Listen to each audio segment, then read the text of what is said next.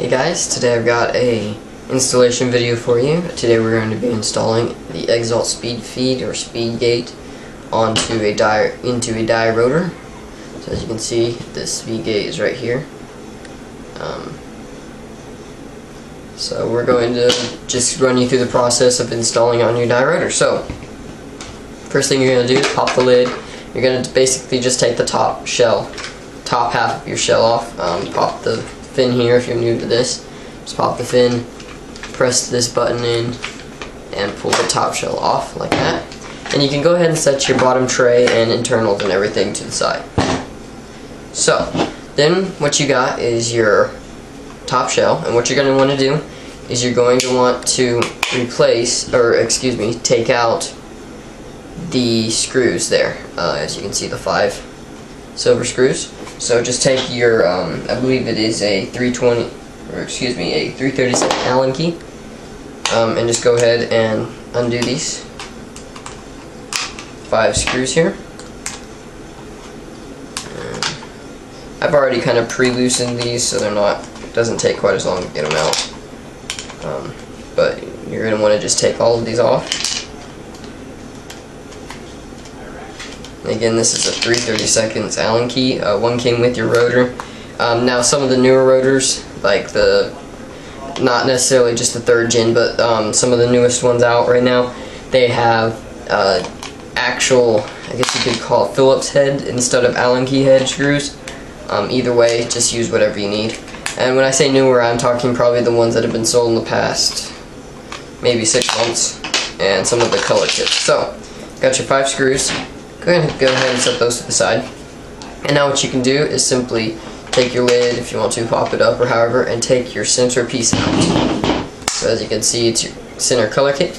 Now what you're going to want to do is inside here, hoping you guys can see this, there is a pin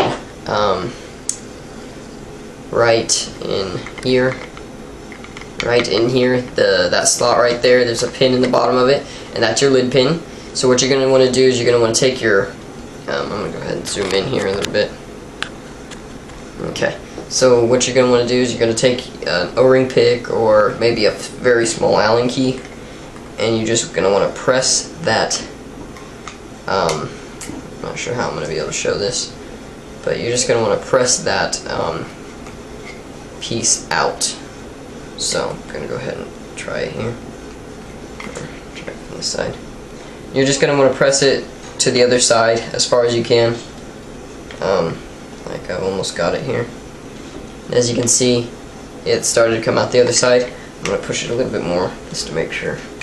Pretty sure that's all it goes. Okay, so once you see it's gone so far out, you're going to flip it over and actually take the lid, pop it open, and whichever way you put the pin in, whichever way you push the pin in, or out, you want to go the opposite side and lift. So I took and pressed the pin in this way, out towards this way, so I'm going to lift with this side.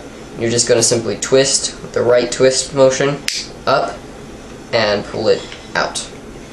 And there's your lid with the pin. Don't take your pin out, otherwise you'll lose your spring right there, but just leave the pin and I push mine back into position. So go ahead and set the original aside. Now the next thing you're going to want to do is going to go ahead and set this right here,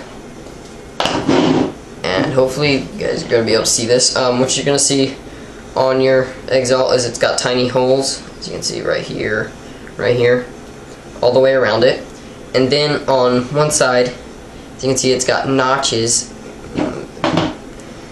cut out of the bottom there. That is going to align with your screw holes right here. So those are going to go right there. So we're going to go ahead and just stick this on. So take those notches right there and align them. Go ahead and zoom in. And I'm sorry if this is really dark, guys. I can't see very well with my display. But you're going to just take and align those holes up. Flip it back this way. With the screw holes here. And push that first small hole into the prongs, which I'm going to try to show. As you can see, right in here and here, you're going to line those up. So just take that first one and push it on. And then the rest of these, I kind of like to go side to side. It doesn't really matter which way you put it in, just as long as you get all of those pressed down into the rubber insert. So put those all in and just make sure they kind of line up as well as possible. And there we go. So that should just about do it. So the next thing you're going to do is you're going to take your top piece here, zoom out, your top piece as you can see it here, and put it back on to the top right over the speed feed. And then you're going to want to hold it in place, flip it over, take your screws again, and simply screw these in. What I would suggest is putting in the nose one first, I guess you could say. One down here at the very front, and I'm going to have a difficult time doing this because I'm very uncoordinated today. So basically you're just going to screw it into the front one first, up here. And you don't have to tighten it, just screw it down to where it's, it starts to get snug for right now. Okay? Now we're going to go to the bottom two in this part right here. And start those. And just screw those in.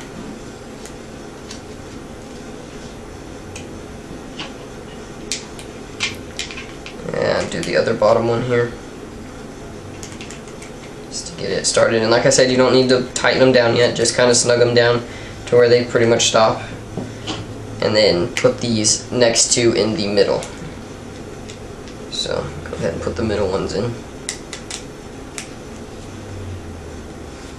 Some of these can kind of be a little bit hard if you don't have small Allen keys or if you don't have large ones. And the last one in the last hole here. Whoops.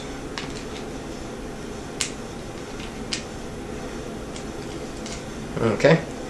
So then what you're going to want to do, in what order, it doesn't really matter what order, I just think it works best if you go to the first one, then you're going to take your Allen key and actually start tightening it down to pretty much as tight as it'll go, because the tighter you get it, the tighter it'll stay.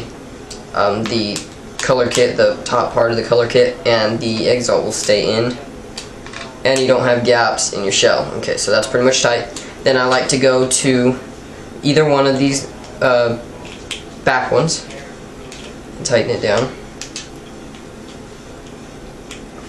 And here's my little one here.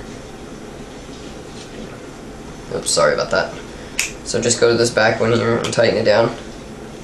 And tighten it. Then I like to go to the opposite one, so I just did this one, I like to go to this one and tighten it down. Then back to this back one I didn't do, tighten it, and then lastly to the other one here, tighten that down. So now when you look at your hopper, you don't have a gap, a major gap right in here, and your Exalt is in, and it's not going to go anywhere. So that's pretty much it. Then what you can do is just simply take and put your bottom shell, connect the two shells back, and put it in, and there you have the Exalt speed feed already installed in your die rotor. So very simple, just a breeze to put in, and very well as far as designed. Everything's cut perfectly just for your rotor. So that's how to install the Exalt speed feed. If you like this video, please go check out some of the other ones. The review will be coming soon once I've used it a couple of times, give you kind of a detailed review on it, and go from there. So thank you guys for watching, and have a nice day.